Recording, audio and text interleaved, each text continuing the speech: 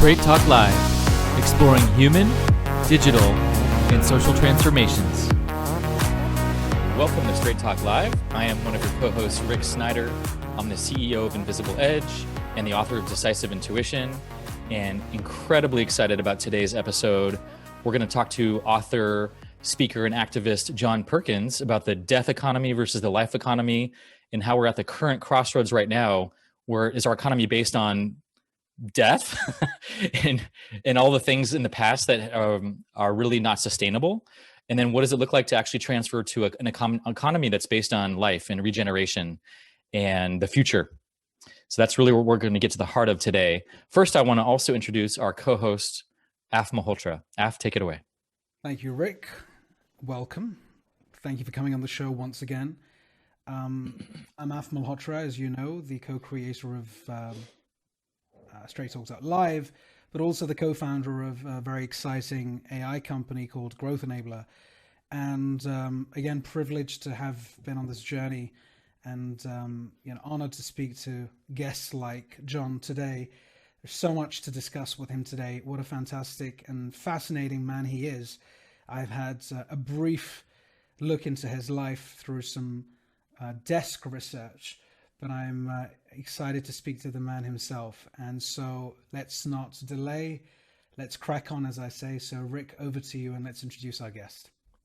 Okay, excellent. So John Perkins is a New York best-selling Times author of Confessions of an Economic Hitman, several books, and his most recent one is Touching the Jaguar, which we highly recommend, which we'll get into today.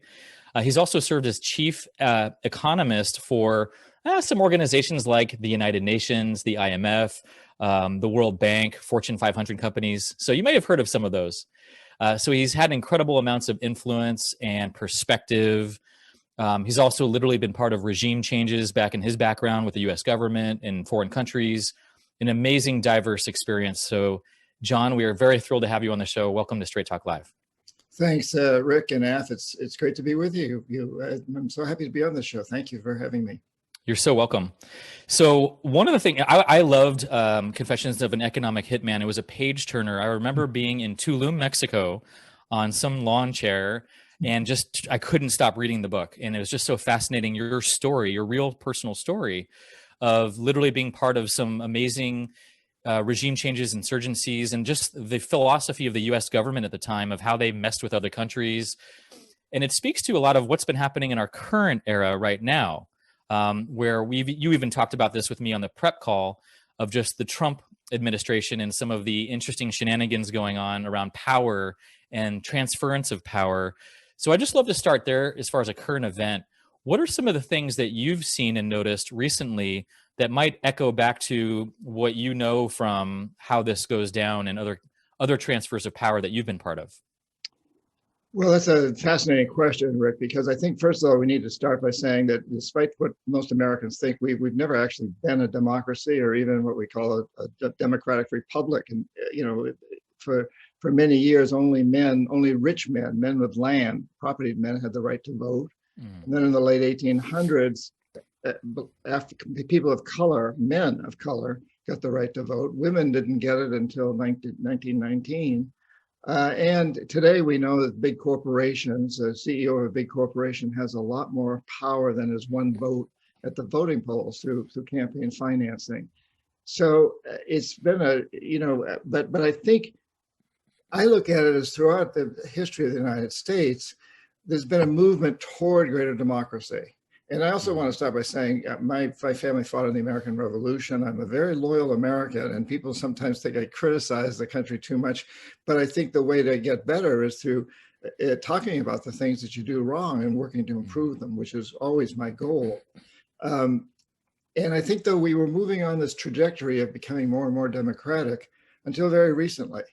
And I think what we've seen, these last few months, this last year, on top of COVID-19, to go through this terrible struggle around racism in the United States, police brutality, and the sort of the systemic bias, bigotry that's in this country. And then there was no question that there was an attempted coup by the current president, at that time, the current President Trump. it was classic, you know, and I have been through coups in other countries as an economic hitman during that period. This was classic. And it was also, I think, a testament to our government that it didn't happen. I think also it's not just a testament to the people today who finally came through, including many of the Republicans who have been strong supporters of Trump, that then suddenly started to criticize all of this and stand up for the democracy as we have it, but also to the system that we have, because in countries where coups succeed, almost always the military has to be involved in the coup. And I think the military establishment in this country, for the most part, is very stalwart. And I've known a number of low and high military officials. In fact, the woman that I live with, who I'm in love with, my partner, her father is a retired general, and you know, very just outraged at the attempted coup. And I think, you know, we have this strong military tradition that they were not going to back down, and it's a difficult situation given the fact that theoretically, or not theoretically, legally, the president of the United States is the commander in chief. But as I talked to military, as I talked to generals, as I talked to military leaders during this period, they said, well, it's known in the military that if your commander is breaking the law, that you don't follow. And we're clear that if he tries to subvert the legitimate election results, which have been certified in every state, including by Republican certifiers, then we don't follow that command. So it's not going to happen. In other words, the coup, the military is not going to support the coup. And if the military doesn't support a coup, it probably, in my experience, it's not going to be successful. Yeah, I don't think I've ever seen a more overt test of our democracy that was overt like this, where it was like, okay, which way is this really going to go? And how far is the good old party going to support that? And where's the line? And I was really relieved to see some of those conservative leaders really remember the bigger picture, not just the party. Yes, me too. I was too. And I think, you know, this last year, in fact, the last 4 years have exposed a very deep shadow in the United States. We've had this shadow. It isn't Trump's shadow. It isn't a Republican shadow. It's a shadow that's been there for a long time. It includes the idea of exceptionalism, that we're better than any other country, and that we're more powerful, which in some respects we are more powerful, but that's not a moral value. That power has to be, when you have a lot of physical power, as we do, you need to have a lot of moral ethics behind it.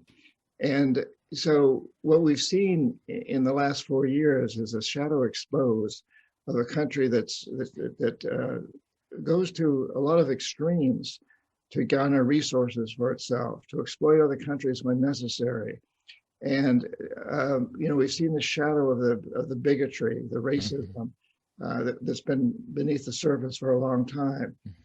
I think it's been so important to expose that shadow. You know, if there's a shadow, it's because there's an object between the light.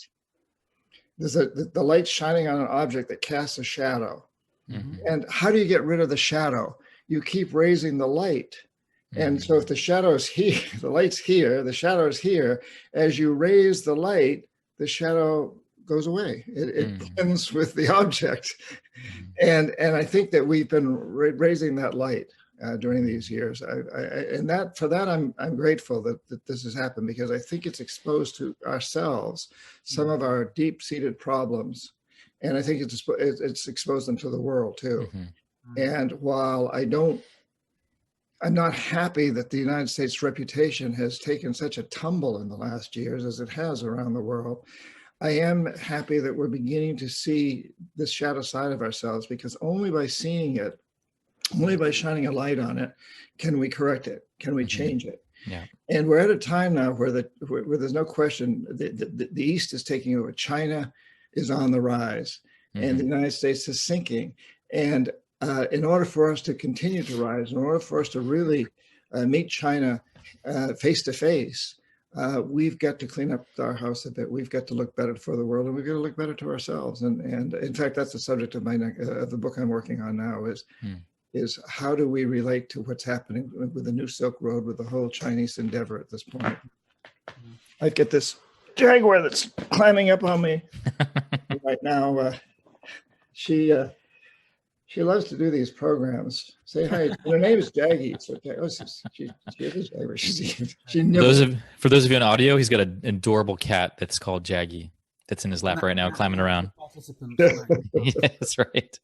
That's fantastic. The squirrels outside the window, which got her very, very excited this morning. You know, as we're talking about regime change and just all the things that have happened and insurgencies and these kind of things, you know, one of the things that I know you're very passionate about, being an economist, is what are we building our future on? Is it a death economy? Is it a life economy? Let's go deeper into that. I'd love to hear, what is your definition of a death economy? What do you mean when you talk about that? Well, a death economy is an economic system that's consuming itself into extinction, which is what ours is doing. You know, it's in the short run, it's destroying the resources, or it's gobbling up the resources upon which it depends in the long run. And it's based on a single goal, and that is to maximize short-term profits for a few investors, basically, regardless of the social and environmental costs.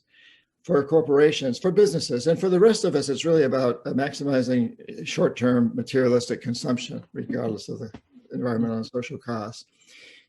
Now, that's a pretty new perception of success. It's been kicking around for a few hundred years, that idea, but it really took off in 1976 when Milton Friedman won the Nobel Prize in economics. And Friedman had a tremendous influence around the world. He was very close to President Reagan and Prime Minister Thatcher and many, many, many other world leaders. And one of the most significant things he said was the only responsibility of business is to maximize short-term profits, regardless of the social and environmental costs. And that then became the mantra at all business schools. It became the mantra of businesses. It became the goal. And it has produced this economic system that is, in fact, consuming itself into extinction. And in that death economy is behind all of our other crises. You know, climate change, income inequality, the coronavirus, extinctions. All of our major problems are symptoms of this death economy, which in a way is a good thing, because it means all we got to do is change that perception to maximizing long-term benefits for people and nature, and we can turn this around into a life economy. And so just to supplement that point, in the past shows, John, we've been debating and discussing stakeholder capitalism, or this new paradigm of business. And it stems from a lot of threads that can make us talk about this in a compelling way. One of which comes from the psychological pressure, anxiety, stress, the difficulty one faces operating in this quarterly results-driven corporate economy. And we've seen the sort of downsides of it over the years, you know, whether it's the father who keeps traveling, or the mother because they've got a big job and they never see the kids, and the kids are screwed up, you know, 20 years down the line, and they have to have CBT and recover and then blame the parents for whatever it is that is going on, to income inequality. And I think since COVID, we're starting to see the divide between the rich and the poor increase. The delta is just immense. It's been quite disturbing for many of us. Tell us a little bit about, we want to live in hope too. Of course, a lot of people now want to look forward. They hope there's some sort of a light at the end of the tunnel. Tell us a little bit more about this life economy, and how real is it? And I think we have a sense of where you're going, but how real is it, and how are we going to get there? Yeah, thanks, Af. I think that, to start off, a life economy is an economic system that pays people, pays investors, and pays workers to clean up pollution, to regenerate destroyed environments, to recycle, and to develop new technologies that don't ravage the earth, that find ways to reuse resources, or to create energy out of air. There's so many possibilities. And even before COVID-19, we were definitely moving in that direction. We had B corporations, benefit corporations in the United States, the Green New Deal, and conscious capitalism. And a year ago, this last August, so about a year and a half ago, we had 180 some odd executives of the world's largest companies come together in the business roundtable, and they basically made a statement that we can no longer be about maximizing profits alone. We've got to be about helping our employees. We've got to be about helping the communities where we work. They were really talking about creating a life economy. So there's been that movement in that direction, even before COVID-19. And I think this pandemic has shown us not only that we sometimes have to change, but that we can change. We may not like the change. We don't like to change. Human beings don't generally like change, or not very drastic change anyway. But we've seen in this pandemic all over the world that people have changed. We had to change, and we've changed. And many of us have seen that we've changed for the better. These virtual programs that we're doing, we might be doing this one, the three of us, even had it not been for the pandemic. But I've been on board meetings. I've been in a lot of meetings that I would have had to fly to New York or San Francisco or someplace to have the meetings in the past. And now we've been doing it virtually. And there's so many examples. So we've really seen how we can change and we must change. So that trajectory that we were on, that was moving us more and more in that direction, I think now we've been given a greater motivation and a greater inspiration that we can go in that direction toward a life economy. And this is not an economic system that demands us to sacrifice, to live in caves or something like that, like people fear. This is a full employment economy that can bring us all much better lives, greater equality. One question that's playing on my mind, I have to ask it. I read through, I haven't read the book, so my apologies, but I have read through a few different summaries, and that was captivating enough. The first one, the Economic Confessions of an Economic Hitman. Just a personal one, I think a lot of people would be fascinated by what you went through in the 70s and 80s. And then, of course, you wrote the book, and then it's an expose, and you talked about a lot of things that have fascinated all of us. And some of what you've shared is also quite destabilizing and distressing for people, and disappointing, maybe even disheartening, because they're thinking, oh my God, is that how things actually operate? So, where has the world come to today? I mean, I'm sure you sit back and reflect on the days in the 70s and 80s, and we've read about it. What's your view? Are we kind of similar in many ways and just a few augmentations? Or has the world, have you seen seismic shifts? I just wanted to get where's your sentiment? You're much later in your life now. You've accomplished many things. You've had failures and successes. You've written a bunch of books. What's your take on where the world is today and where it's going to go from the days you were doing what you were doing in the book in particular? Well, it's a really difficult question to answer, because it changes, and this year has changed me in many, many ways. Yeah. It's given me hope, but it's also shown how, I hate to say it this way, but how stupid we human beings can be. You may be hearing this cat in the background. I don't know whether you hear it every now and then. She gives a little cry. She's looking at squirrels, like I said. She'd love to get out there and get at those squirrels. Nature's pretty violent in many respects that way, but we're the only species that is capable of destroying the planet and seems to be almost intent upon doing that. I mean, we are doing such stupid things, and yet we're so smart in so many ways. And I think that's really come together this past year. What I've been seeing is I've been traveling around the world since Confessions came out in 2004, and it sold millions of copies in almost about 40 languages now. And I've traveled in many places, China and Kazakhstan and Russia and all over Europe and Latin America and all over the United States. And everywhere I've gone, I've seen that people are waking up to the fact we live on a very fragile space station, the Earth. And we humans are the pilots. There's no question. It's in our hands. It's our responsibility. We've been piloting toward disaster. But we've been waking up to that fact. And I've really taken heart as I've traveled around the world and spoken to thousands of people, and people show up and they show up because they understand this. They see that we must change. And we must reboot the navigation system of this space station Earth that we're on, and we must become better pilots. At the same time, and I would call that a consciousness revolution. And whenever there's a revolution, historically, we know this pushback. So those who represent the status quo try to stop the revolution. Mm-hmm. And we've seen that very, very strongly. And actually, I think Trump represented that to a large degree, and so did you're in England, I think, and what we've seen with Brexit and many of the things going on in Europe, but all over the world, we've seen this pushback. So we've seen this awakening of people around the planet to the need for change, the dissatisfaction, and sometimes that dissatisfaction moves. In the United States, it moved very far to the left.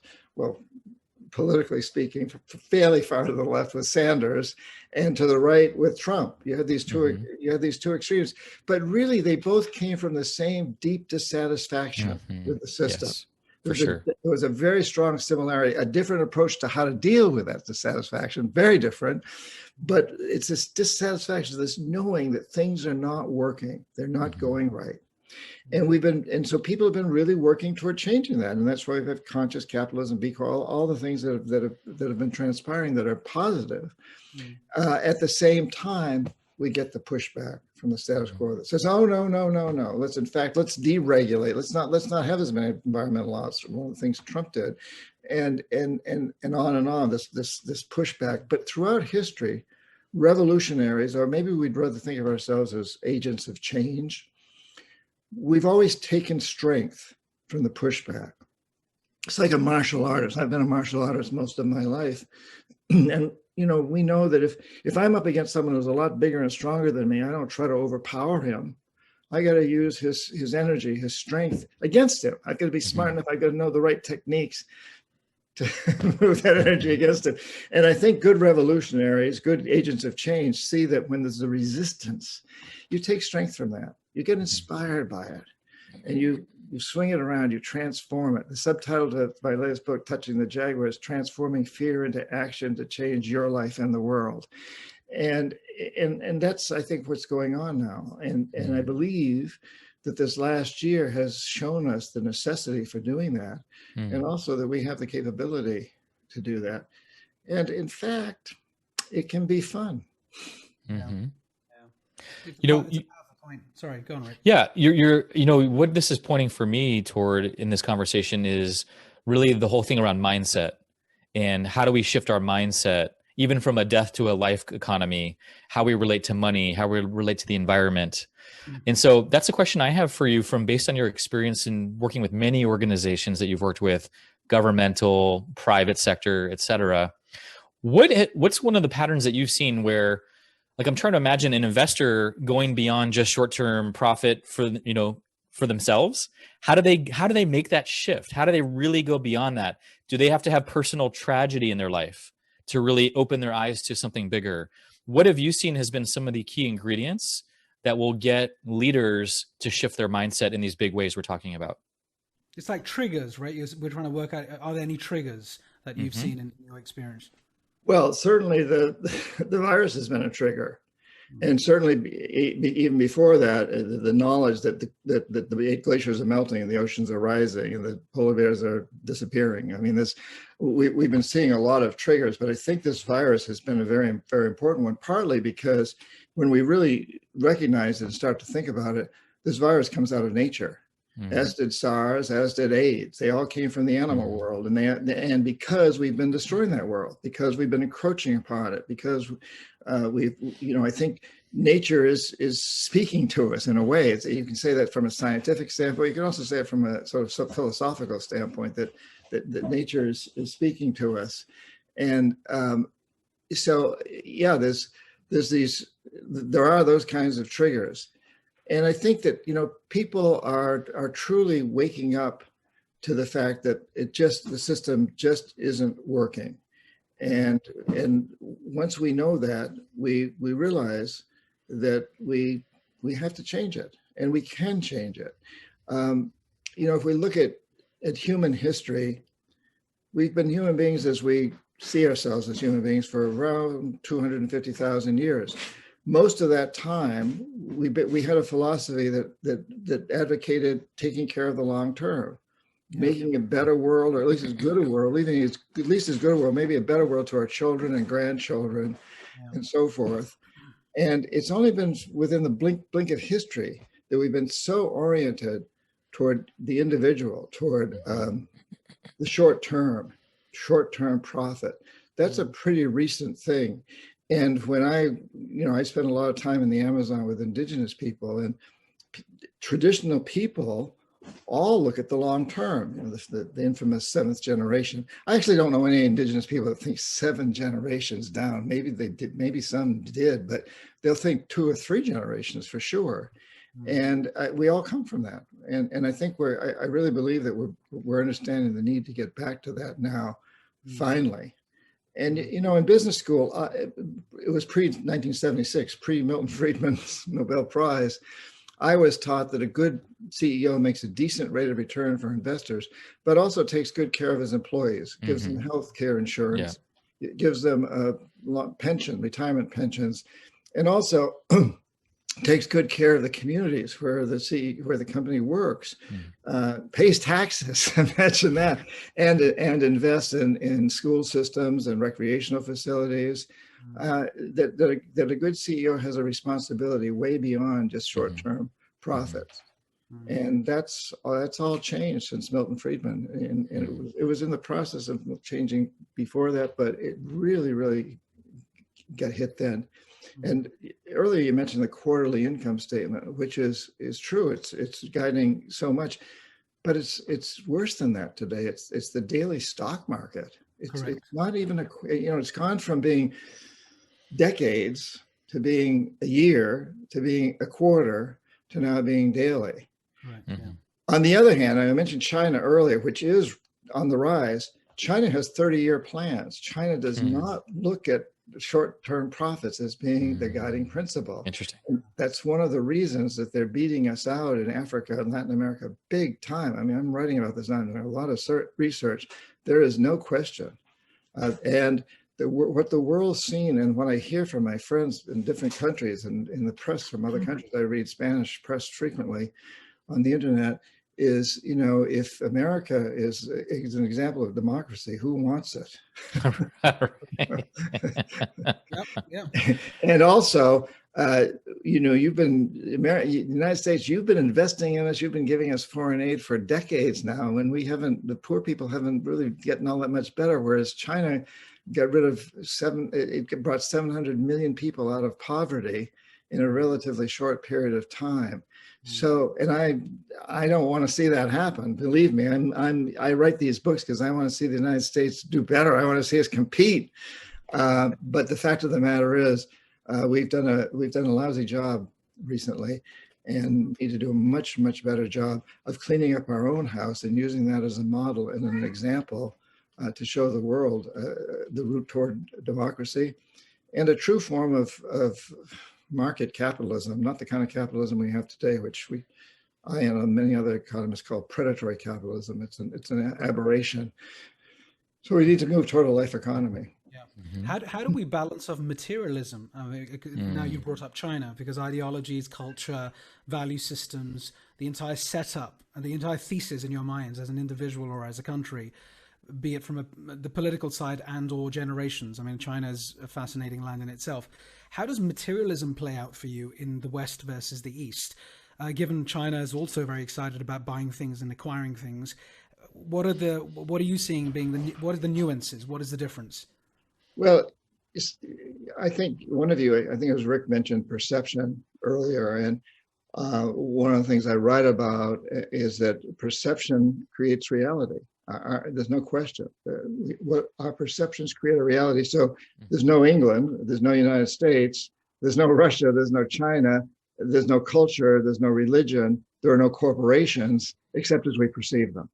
When enough people accept a perception or codify it into the law or invest in it, it has a huge impact on reality. And our perception it seems almost as a global population today is molded by the idea of maximizing consumer materialism, and maximizing short-term profits. But that's just a perception. And it is not the perception of indigenous people that I work with. It hasn't been the perception of human beings for most of our history. You know, if you go into the Amazon, deep to traditional cultures, as I do often, and you're wearing a pretty watch, you know, an exciting watch, the shaman or whoever you're dealing with there, the very smart people, they don't have book learning, but they're very, very, very smart people. They'll say, "Well, that's beautiful. I'll trade you, you know, a spear for that watch, or I'll trade you something for that watch." You do it, and you go back a month later, and you ask, "Well, where's the watch?" "Oh, I traded that to somebody for something." You know, and you look around their homes, and they don't accumulate anything. And it's not about stuff. I don't think materialism is a human trait. I think it's been a trait we've been taught as a perception. You know, that stupid adage, you know, he who dies with the most toys is happiest, or whatever, however that goes. That's ridiculous, but that's a perception that's been fostered, and we need to change it. So our education system is extremely important. And, you know, when I went to business school, you know, as I said, I was taught that a good CEO has to take care of the community and his employees, et cetera. But there was still that whole idea that you had to, you know, you had to keep making short-term profits too. You had to look at the quarterly income, at the quarterly statements, financial statements. And so our schools, our whole education system around the world is very oriented toward materialism, but that's a perception. And we need to change it. And I do believe that we're in the process of changing it. And I think, as I talk to a lot of people, younger generation, people in their 20s, people just getting out of college, people in college, I hear a very different story from what I heard 20 years ago. I don't hear as much emphasis on making a lot of money. I hear more emphasis on having more time to enjoy life and to be with their families and to travel and do whatever it is that they like to do. Yeah, and I love that research point that, you know, millennials will take a pay cut to go to a job that has more meaning and a sense of purpose, and where they're developing and growing as people. It's not money value on the money like it used to be. It's more just about what's going to better me as a human being and enrich my life. And so the whole value shift has really become prominent in the workspace that we're seeing. Me and Af, in the business worlds that we travel, we see this all the time now with the newer generations and how that's rippling out across the whole company these days. One question I have for you is more around where you're talking about with perception change, and it's your latest book, Touching the Jaguar. And could you just share a little bit about what do you mean when you talk about touching the jaguar? What does that mean as a phrase? And then you have 5 powerful questions of how do we actually alter and change our perception. I would love to get to that for our audience so that they have these takeaways that they can use in their lives as well. Yes. Well, so the idea of touching the jaguar comes out of the Amazon, where on a vision quest, a shamanic journey, when you see a jaguar, it's scary. It's the scariest thing out there, and but it tells you that you have a perception that's pushing you away from doing what you know you want to do or need to do. And she said, the jaguar just jumped up in the background. I'm thinking about the jaguar right now. You see something. Timing. Yeah, it's planned. You know, it's rehearsed. You guys are a good act over there. Thank you. So the idea being that when you see that jaguar, if you run from it, it'll chase you. But if you touch it, it helps you change your perception. And when you touch it, you face your fears. You face your you face your blockages, and in doing that, you can change your perception about how to overcome your blockages, about how strong whether they're really holding you back or not. And so, touching the jaguar literally means looking at what it is that's holding us back, looking at our blockages, philosophical, physical, whatever they are, confronting them, dealing with them, and then allowing that to change our perceptions, our values, and our actions. Yeah. And it's so strong, you know, and the whole idea that perception molds reality, that's all part of that. So it's the jaguar is keeping us locked in old perceptions that are not benefiting us anymore. When we touch them, we break through those perceptions. And, you know, when you think about it, the idea that perceptions mold reality, is quantum physics, it's modern psychotherapy, it's marketing, it's public relations, it's everything. I mean, it's not just a shamanic concept, it's truly everything. So when we touch the Jaguar, we move through it. And yeah, there's a daily practice, or people can do it once a week, or I like to do it once a day, but people can do it once a week, and it's revolved around these 5 questions. Do you want me to get into those at this point, or? I would love that. Yeah, please. Yeah, we definitely want to know what those questions are, for sure. Okay, so the 5 questions and the daily practice, which is in the book Confessions, which is in the book Touching the Jaguar, in a little more detail, but to simplify it, the first question is, what do I want to do for the rest of my life? What will bring me the greatest satisfaction? If I'm on that proverbial deathbed looking back, what am I most grateful that I did do, or what do I wish I had done? And I'll give some examples. So I would answer that question and say, I want to write. I love to write. I'm a writer. I love to write. I love to write. I write a lot of things that I never even try to publish just because I love to write. And I have a good friend who's a carpenter, kind of at the opposite end of the spectrum. So what he wants to do for the rest of his life is work with his hands in wood. The second question is, how can I use that to help others? Because we know that we're all happier when we help other people. We are social animals. You know, we come from that background. We have that in us. And the other people could be one other person, a family member, or it could be the whole world.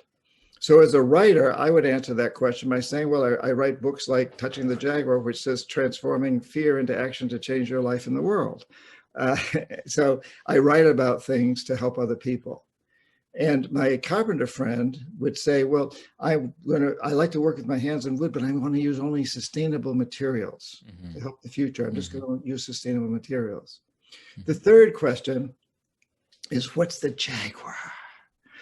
What's holding us? Here's a Jaguar. I'm surrounded by Jaguars. There's this Jaguar over here. What's the Jaguar that's holding us back? What are the barriers? What's blocking us from moving forward? As a writer, I might say, well, I know I got to write every day to be a good writer, but I just don't have enough time every day. I can't write every day. And my carpenter friend might say, well, my clients don't want to pay the extra price for sustainable materials. The fourth question is, when we touch the Jaguar, how does that change our perception? And so as a writer, I might say, well, the Jaguar tells me, hey, get up half an hour earlier every morning and write, or watch an hour less of television 3 nights a week and write, or every night.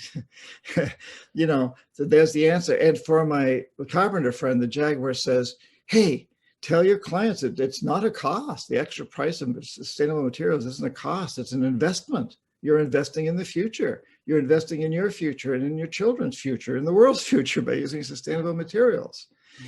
And the fifth question is, okay, so what actions do I take as a result?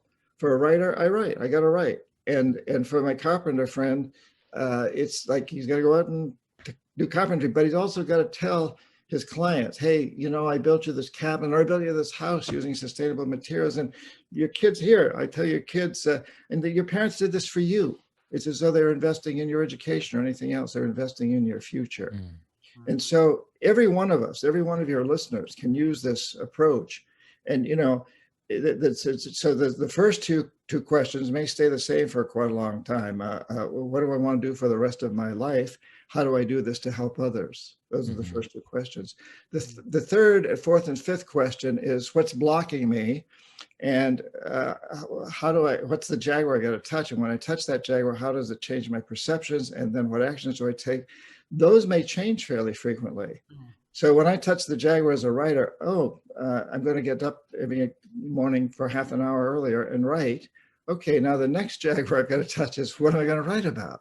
And then what's the first sentence each day? But as we go through this process, we're constantly waking ourselves up we're going to a higher consciousness about ourselves and our relationship to the world, actually. And we're moving forward into this higher consciousness, and we're going closer. We're moving forward into realizing our greatest, what's going to bring us the greatest satisfaction in life. What Joseph Campbell said, bring us our bliss, you know, complete our mission, whatever. And so as we go through this process, we're constantly waking ourselves up to who we are and what we like best. And it will change over time. Aspects of that will change. And as they change, we are going to higher and higher levels of consciousness. Mm. Do you find, John, fantastic, thank you for that. I made a note. Do you find, is it fair to say the first question, just for the audience, so, you know, because they're listening intently, is it fair to say that the first question is not about just the one thing that you want to do for the rest of your life, because it's about phases. We go through all sorts of phases in our lives. I just want to make sure we're interpreting the question in the right way. So if I wake up on Monday morning and I'm taking your first question, what am I saying to myself? Well, I definitely I love doing this. I'm pretty good at it. That's what I really want to do because there's a greater purpose behind it. But I also have to accept that I'll probably go through different phases in the journey of life. Sometimes there'll be good ones and then there'll be bad ones. Today I'm doing this, tomorrow I'm doing something different, as you did throughout your career. Is it fair to say that the first question is not linear, but the values are? Absolutely. Thank you for bringing that up. Yes, if I look at my true goal in life is to transform a death economy to a life economy. Mm. That's huge. That's huge. You know, globally speaking, that's huge. So I got to bite off pieces. Mm-hmm. So, you know, what'll bring me the greatest satisfaction? It's being a writer, writing about those things. But now I wake up and I say, well, so, you know, so Touching the Jaguar was my 10th or 11th book.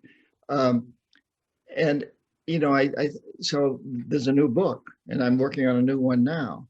But that's all under that big umbrella of making a better world, transforming a death economy into a life economy. This is a big umbrella. And then there'll be 11 or 12 different books that some of them are about shamanism, some of them are about Economic HItman, some of them are about Touching the Jaguar, but they're all kind of under that umbrella. And then, you know, I choose to do this show with you because that's part of the same process. You know, I know we're going to talk about these things and I want to get that message out to as many people as I can constantly. And incidentally, I've got a 5-day workshop coming up. It's over a period of 5 weeks. It's for 90 minutes. I think it's every Tuesday coming up in February. It's on my website, johnperkins.org. If people really want to go into this more deeply, it's exactly about this. It's about bringing that bliss into our lives. But I think that you really hit the nail on the head there. Yes, that we can have an overall vision of what we want to do with our lives, but then there's lots of different compartments that fit in that are part of, you know, it's part of all these little streams flowing into the bigger river, if you will, mm-hmm. that comprise that. And that's a very important aspect of it. And so everything I do, I mean, most everything I do every day is oriented toward that, but in many, many different ways. Mm-hmm. It goes in that way in many, many different ways. Yes. And the piece around blockages, because of course that's a real issue for a lot of people. And let me try and think about blockages for people. Some blockages are, it's very subjective, but a blockage could be the environment you're in, as in the people who are around you. You know, family, friends, whatever. It could be the job that you're in, the manager that you have, or in fact, it could be much deeper, which is the culture or the values that have been instilled in you, but you've just realized, ouch, that's not who I am. To what extent I guess you can speak for yourself, to what extent have you accepted that you're willing to make certain sacrifices or trade-offs to unblock what's holding you back because you're clear about the first 2-3 questions? Well, I think I've learned to not look at them as sacrifices, but maybe sometimes as inconveniences. Yeah. But you know, a sacrifice implies some sort of destruction along the way. And I've never seen it that way. There's always taking me, if I follow through, and I don't always, I have to say, and we don't want to beat ourselves up if we don't. We want to just get back on track. But so their experiences, their learning experiences. But yeah, so, you know, I mean, you could say back when I was an Economic HItman, I was chief economist at this major consulting firm. I was making a lot of money. I was flying first class around the world, wining and dining with presidents. And I was unhappy.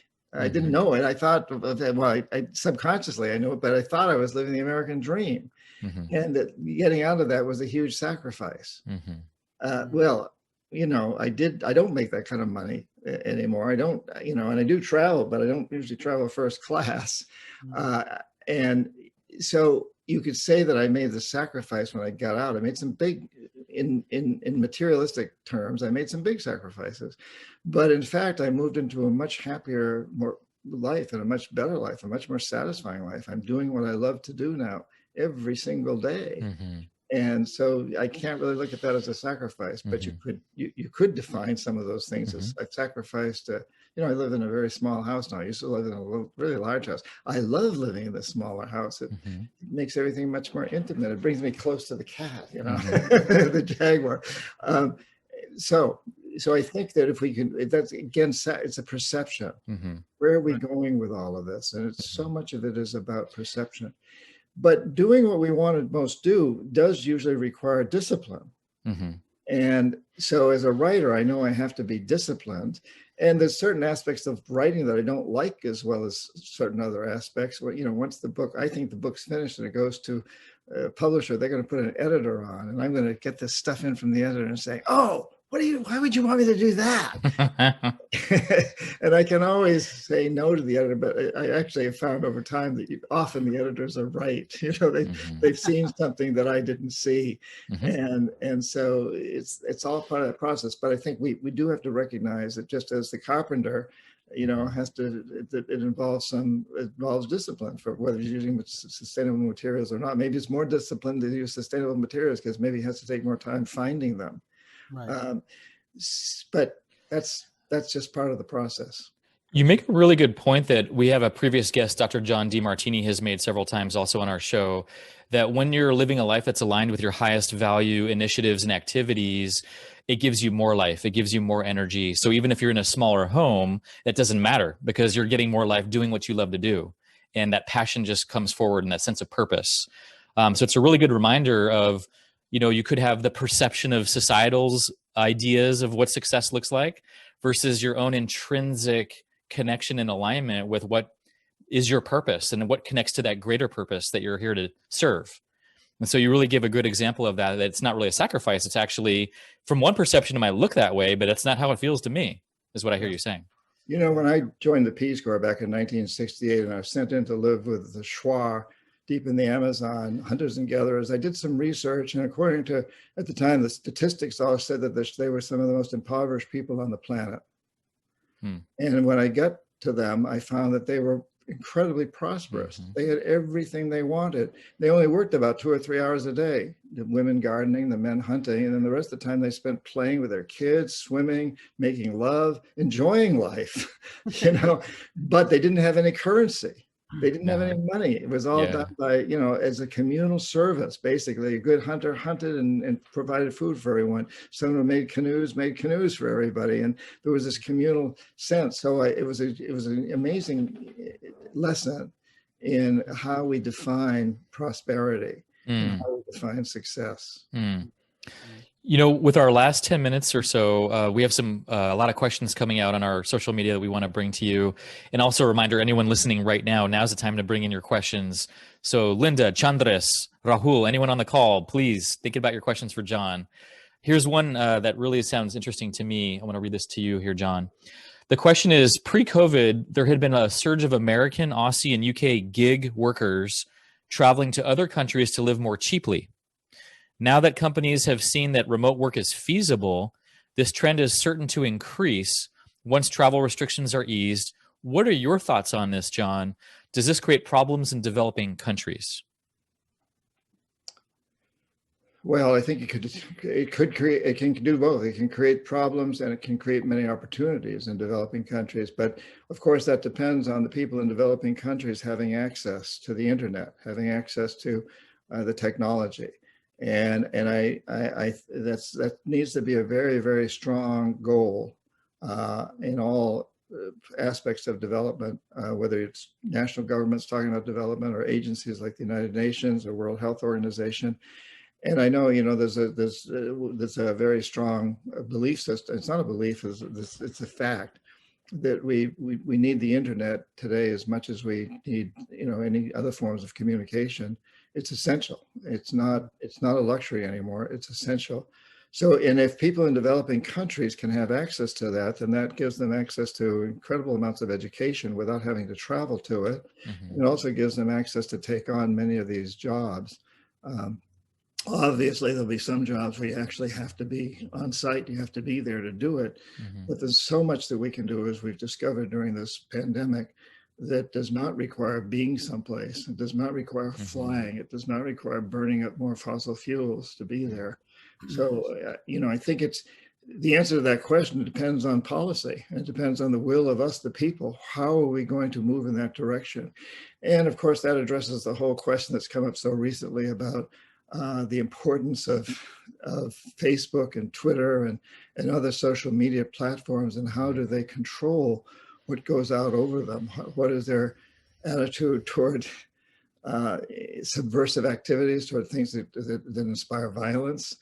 How do we've got to answer a lot of these problems. We don't have the answers yet, but I think that the opportunity is definitely there to create something that's essential, that is a step beyond what happened with the Gutenberg press. Before the Gutenberg press, basically the Catholic Church controlled everything that was written because it was all scribed by monks and priests. And the Gutenberg press allowed it to go out to a much larger public. That created opportunities. It created many problems also.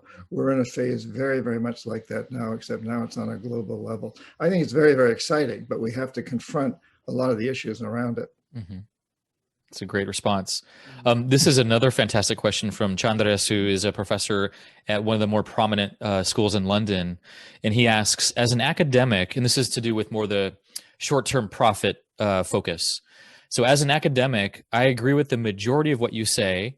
Now, how do I sell it to my undergraduate business school students from a poor background who seek money and wealth to get out of and their family from a life of poverty? Well, if we really look at the idea that it's not about short-term profits for a few wealthy individuals, which is what most business schools have been selling up until now, and that has been changing.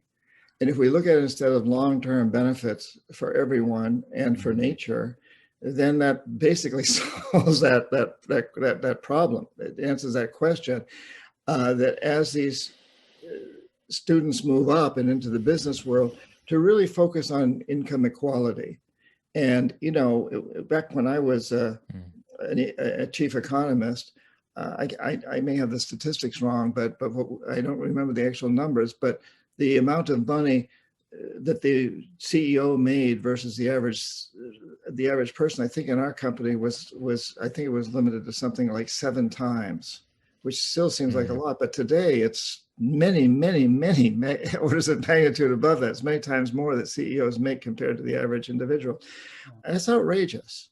And so I would suggest to the professor and others in this field that we really work more and more toward this idea that the long-term future of our survival as a species on a planet that we can recognize, I think we'll survive as a species one way or another, and then one that we recognize that we want to pass on to our children, depends on us redefining success. And it's not about who makes the most money or coming out of poverty to become a billionaire. Don't instill that in your students. Install in your students that they want to come out of poverty to make a decent living for themselves and all their family and all their friends and neighbors, all the other people that they were surrounded by when they were in that impoverished situation. That's a tremendous goal, and that's the life economy. And to create an economic system that our children, our grandchildren, our great-grandchildren will look back and say, my goodness, thank God those people did what they did back there in 2021, 2025, whenever. Thank God they did that, because they had the foresight to move us into a world that we are happy now out here in 2070 to inherit. What just occurred to me right now is we could boil down this whole conversation in one way to how is power getting distributed? Yeah. How does power get distributed? And my question for you is, what do you want to say to the up and coming generation, the next generation of leaders who are seeing what's going on? A lot of them are pretty sick in the stomach of a lot of, how our future past generations have been leading and the mess we've made on the planet. and a lot of the newer generations are very open-eyed to that. What do you want to say to the next generation of leaders in terms of power distribution, or anything that you feel called to on your heart to share? I would say to the next generation, I am extremely jealous of you. I'm envious. I think you are facing a huge challenge, but an incredible opportunity. I think you're blessed to be alive coming into power at this time. Yes, my generation and the generation before me, and several since, made huge mistakes. We also created some amazing things with internet that we're talking on right now: science, technology, medicine, literature, music, art, movies. We've done amazing things, and we've made some huge mistakes. And those huge mistakes revolve around this perception of short-term maximization of consumer materialism and profits. And so change that. And you young people are just coming into being at a most phenomenal time when people truly are waking up. There's a consciousness revolution across this planet. You can go to any part of this planet, including deep in the Amazon, and you'll see that people are being impacted by what's happening. You know, and it doesn't, China, Russia, all over, people are really getting it, that we must change. So you're coming into power, you're coming into maturity at a time when we really understand that we must make the transition from a death economy to a life economy. And the only thing we have to confront is, as Franklin Roosevelt said, I think it was in his first inauguration speech, maybe it was his second one, he said, you know, the only thing we have to fear is fear itself. And I think Winston Churchill repeated something like that in England. But that's true. And so this idea, the subtitle of the book, Touching the Jaguar, transforming fear into action to change your life in the world. This is the time to really do that. I know it's a scary time for young people, and it's an incredible time of opportunity. Let that fear motivate you to reaching out and touching that jaguar and moving forward to make this incredible transformation that's so needed at this time. You're blessed. My only regret is that I'm just about to turn 76, and I don't know how many more years I've got left, but quite a few, I think, but not as many as you do. It is brilliant.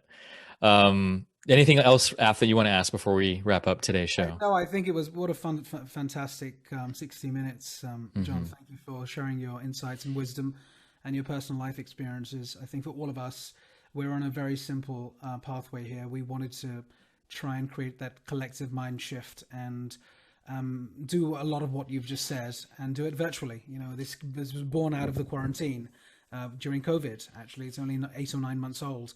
And just the support we've had from people like you and the other speakers to try and transmit that message at large to as many people as possible through this forum is akin to the Gutenberg press analogy that you shared. And this is it. This is the flat screen video square box analogy, and until we get into virtual reality or something like that. But we're blessed and honored to have people like you sharing the this journey with us. And thank you. I just wanted to say thank you. Well, you're welcome, and I so appreciate what you are doing and getting this word out. And I think you have a remarkable audience, from what I understand. And my hat's off to you. I'm very, very appreciative of what you're doing, and thank you for doing it. And I'm thrilled to be here with you guys, and look forward to another time, hopefully in the future. We would love that. And I hope to see more of your people. Maybe some of them will join that workshop in February. Just go to my website, johnperkins.org. Yeah. So where can people find out more about your books and your work? So tell them more where they should go. I'm on Facebook and Twitter and Instagram and TikTok. Sometimes. You're doing TikTok. Well, sometimes. I have conversations, what I call conversations with Jaggy. You can go on to TikTok and see my conversations with Jaggy. All the new generation's ears just perked up when you said that. So did hers. Look at her ears. That's true. That's great. But just go to johnperkins.org. It's everything is there, and I have a newsletter that comes out about once a month, and you can subscribe. There's a little box. You got to put your email address in there, and join me at the webinar workshop we're doing. That's fantastic. That's fantastic. When's the next book coming out? What's the approximate date? I decided I couldn't finish it till after the inauguration. Now that's over, I've probably got another couple of months to work on it, and hopefully it'll come up before the end of 2021.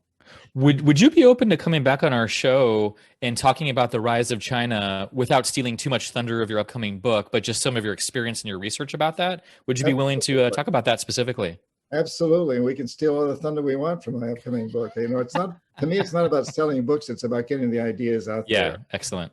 And this is a good way to do it. I'd love to do that. Let's do that. Okay, let's mark the moment here. All right. Yeah, that would be fantastic.